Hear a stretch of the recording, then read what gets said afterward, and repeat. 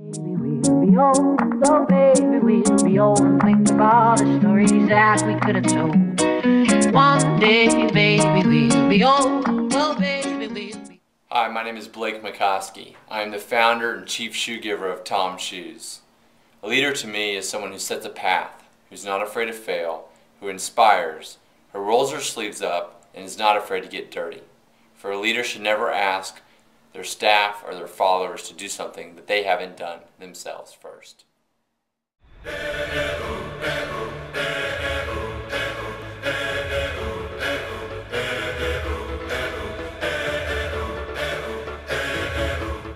One of the things that I've learned about failure, because I've had, I started 5 companies and 2 of them, were failures, is that, you learn so much and it becomes an education in itself. I always like to say, at Tom's, if we're going to fail, let's fail fast so we can move on to another idea or something else. And working with new factories, different marketing campaigns, and so if something's not working, don't just keep on doing it, just hoping that your hard work's going to make it work. Learn from why it's not working and move on.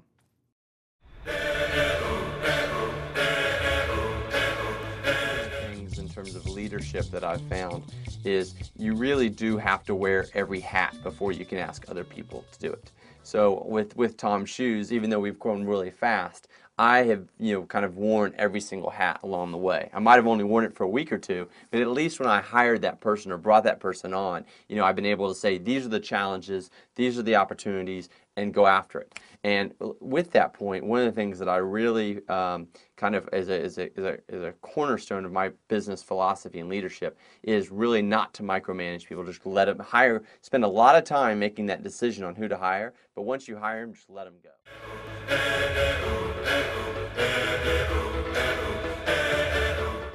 So I wanted to do something to help them and help the kids get more shoes, but I didn't want to start a charity.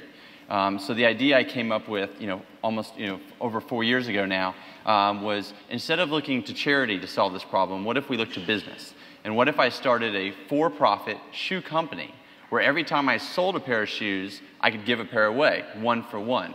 And that way there'd be no formulas, no percentages, just very simple. You buy a pair of our shoes and we give 1 to a child that needs a pair. And we started 4 years ago and that's still what we do today.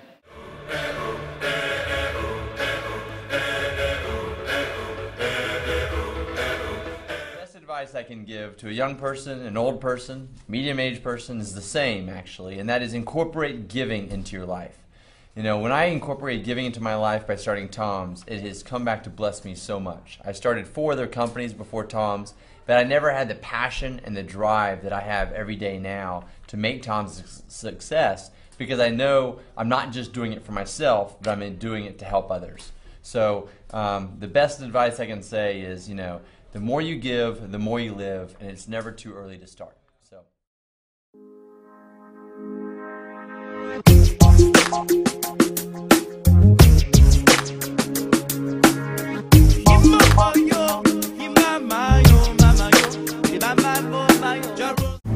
One of the things that frustrates me is when I meet people now and they think that Tom's has always been this big company and movement, and they assume that they can never do something like this. And I'm very quick to remind them that I had no experience in shoes, no experience in retail. I only had $5,000 in investment capital initially, and this is the result. It was because it was a big idea and we went for it.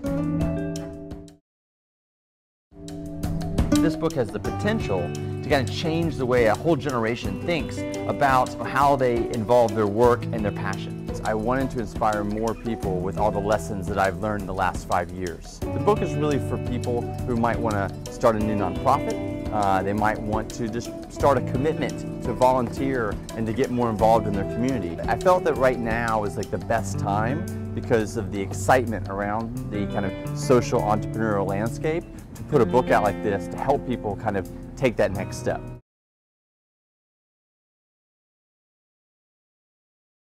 We're so busy working all the time now and kind of chasing this kind of elusive goals, but the truth is everyone wants significance and they want to start something that matters.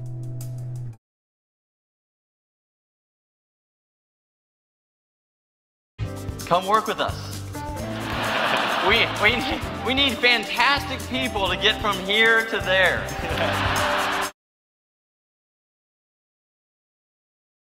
You know, because I'm in so many different places. I mean, one day I'm in, you know, the depths of Ethiopia, so it's like going for a run. You know, when I'm here, it's playing tennis or going for surfing.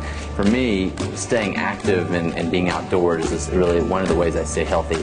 Also, my staff, I really try to encourage life balance. You know, Tom's is an extremely exciting place to be, and people want to work all hours of the day, all hours of the night, but, you know, that's how people get burned out, and that doesn't really help our cause as well. So, you know, we just started a group fitness regimen. We have 2 days a week. There's a guy coming doing group training for our employees here in Santa Monica.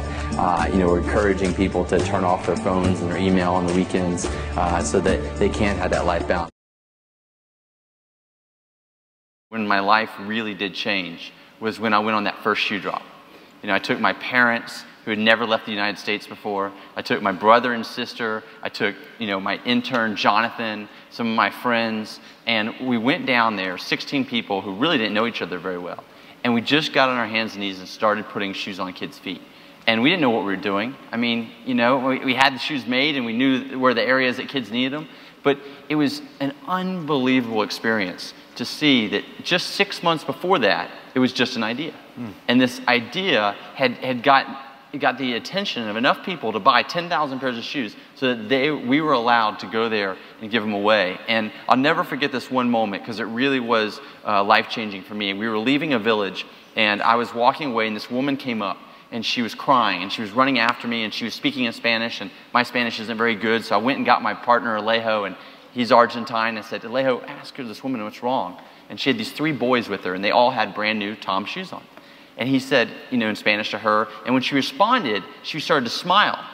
And he was smiling as he was listening to her. So before he even told me the translation, I knew she wasn't crying because she was sad, she was crying because she was happy. But what she told Alejo and what he told me just blew me away. She explained that her 3 sons had been sharing a single pair of shoes for the past year. And what that meant was her oldest son would go to school on Monday, he would come home, give his shoes to his brother, and have to wait until Thursday to go to school again. Wow. I mean, can you imagine? Like, I don't have kids, but I'm sure a lot of people in this room do. I mean, can you imagine if that was the case with your family, that your children had to wait a couple days to go to school because of a pair of shoes? And I had no idea, even when we started Tom's, that it was that much needed. But when that lady told Alejo and he told me and we got very emotional and started crying, I mean, it was like this really amazing moment. But that's when I knew that, like, this is what I wanted to do with my life. Yeah, well... One day, baby, we'll be old.